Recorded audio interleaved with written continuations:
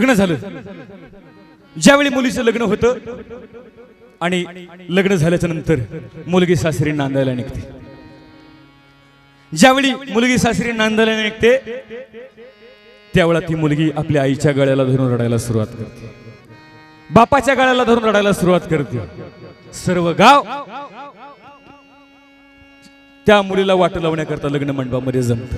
अगदी छोट्या छोट्या मुलांपासून 4-5 वर्षाच्या लहान लेकरांपासून ते 80-90 वर्षाच्या आजी आजोबांपर्यंत त्या मुलीला वाट लावण्याकरता सर्वजण त्या लग्न मंडपामध्ये जमा होतात।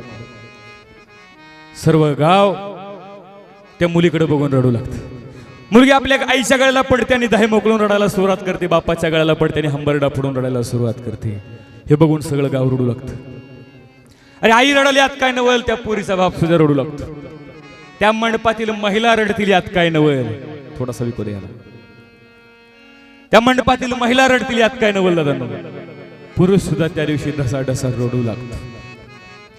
म्हणून नेहमी सांगत असतो जीवनामध्ये एक तरी मुलगी आपल्याला असली पाहिजे, एक तरी मुलगी असली पाहिजे, त्याशिवाय जीवनामध्ये आनंद नाही। म्हणून मुलीला जन्माला येऊ द्या, तिच्या जन्माचं स्वागत करा।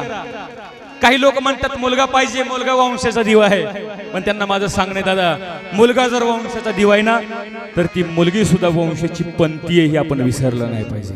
म्हणून त्या वंशाच्या दिव्यासाठी ती पंथी विझवण्याचा प्रयत्न कधी करू नका। मुलीला जन्माला येऊ द्या दादांनो। ज्या दिवशी मुलगी सासरी नांदायला निघते ना दादांनो, अरे पहाडासारखा बाप ढसाढसा रडू लागतो।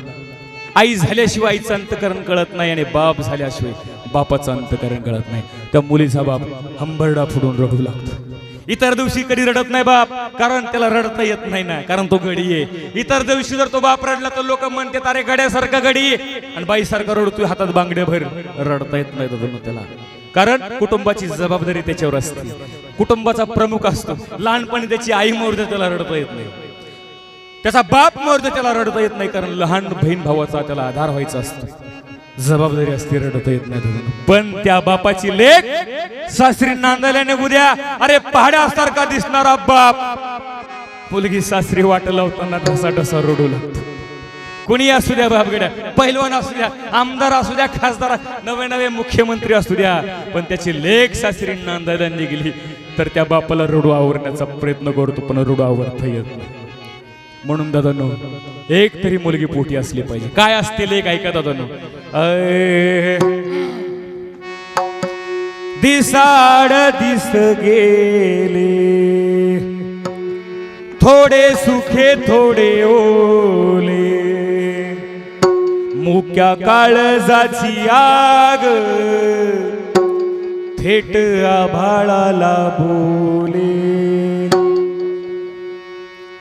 लेका वडाची पारंबी दोन्ही घराला जोडते, असो सासर माहेर पांग बापाच फेडते। जवा बापाला कळाले त्याचे काळीज जळाले, तिला गळ्याशी धरून त्यानं टिपूस गाळले, सुखी संसाराच तोरण चालली बांधायला, आई बापाची लाडाची लेकही चालली नांदायला, हे आई बापाची लाडाची लेकही निघाली नांदायला, आई बापाची लाडकी लेकही निघाली नांदाया, आई बापाची लाडकी लेकही निघाली नांदाया। डोळ्यात दाटते माया फार असवे गळती भुईवर, आईचा दाटोनी आला उर, लेक चालली दूर दूर, आईचा दाटोनी आला उर, लेक चालली दूर दूर, सुख दुःखाच्या आडावरती, हा हे सुख दुःखाच्या आडावरती पाणी सेंदायला, आई बापाची लाडाची लेकही चालली नांदाईला, हे आई बापाची लाडाची लेकही निघाली नांदाईला. आई बापाची लाडकी लेकही निघाली नांदाया, आई बापाची लाडकी लेकही निघाली नांदाया. दादांनो, म्हणून इथं बसलेल्या सर्वच मुलांना आणि मुलींना माझी विनंती आहे, लाईव्ह चालू आहे, जेवढ्या जेवढ्या मुली माझा हा कार्यक्रम पाहत असतील, ऐकत असतील, त्यांना विनंती आहे, आपल्या बापाला आपल्या लग्नामध्ये कन्यादान करण्याचा अधिकार दे. आपल्या बापाला आपल्या लग्नामध्ये अक्षता टाकण्याचा, त्याला आशीर्वाद देण्याचा अधिकार दे, त्याला मोकळं होण्याचा, रडण्याचा अधिकार दे. कारण आजकाल लव्ह मॅरेज नावाची प्रकरणं वाढली दादा. घरंदाज मुली सुद्धा आज पळून जाऊ लागल्यात, पळून जाऊन लग्न करू लागल्यात. त्यांना माझं सांगणे, 21व्या शतकामध्ये जगणारा माणूस आहे, लव्ह मॅरेजला विरोध करणारा मी नाही. पण दादांनो, कुठंतरी सर्वप्रथम आपल्या आई वडिलाचा, आपल्या कुळाचा, आपल्या खानदानाचा विचार केला पाहिजे गड्या. कारण ज्या बापाची मुलगी या समाजातून पळून जाते ना दादांनो, त्या बापाला समाजामध्ये तोंड दाखवायचं सुद्धा अधिकार राहत नाही, त्या बापाला रडण्याचा सुद्धा तो बाप लायकीचा राहत नाही.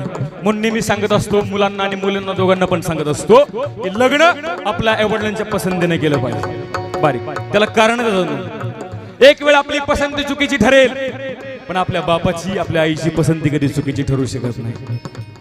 कारण आपण नादान असतो, आपली पसंती चुकीची ठरू शकते, आपल्या बापाची पसंती चुकीची ठरू शकत नाही. त्याला कारण दादांनो, अरे आपल्या बापाला कोणी खिशाचा पेन मागू द्या, आपल्या बापाला कोणी खिशाचा पेन मागू द्या, आपला बाप आपला खिशाचा पेन काढून देताना 10 वेळा विचार करतो, देव का नको देव, देव का नको देव. आणि जरी पेन दिला ना, तर पेनाचं टोपण काढून ठेवतो, खिशाला ठेवतो. नुसता पेन देतो, पेनाचं टोपण देत नाही. का? पेन वापस आला पाहिजे. अरे सदा 5 रुपयाचा पेन खिशातून काढून देताना बाप 10 वेळा विचार करतो. आपला काळजाचा तुकडा दुसऱ्याच्या हातामध्ये सोपवताना आपला बाप किती वेळा विचार करत असेल, हा विचार आजच्या मुलांनी आणि मुलींनी केला पाहिजे. हा आई बापाची लाडाची लेकही चालली नांदाईला, ए आई बापाची लाडकी लेकही चालली नांदाया, आई बापाची लाडकी लेकही चालली नांदाया. सेज मंडपी दोघे जनार्दनी नाचती भोगे. लग्न हा माणसाच्या जीवनातील सर्वात महत्वाचा आनंदाचा क्षण असतो. लग्न प्रत्येकाचे होत असतं. हो, लग्न नाथ महाराज म्हणतात कोणाचं लागलं लग्न, लागणार कोणा दोघांचं लग्न लागलं तर महाराज म्हणतात जीवाचं लग्न लागलं शिवाशी.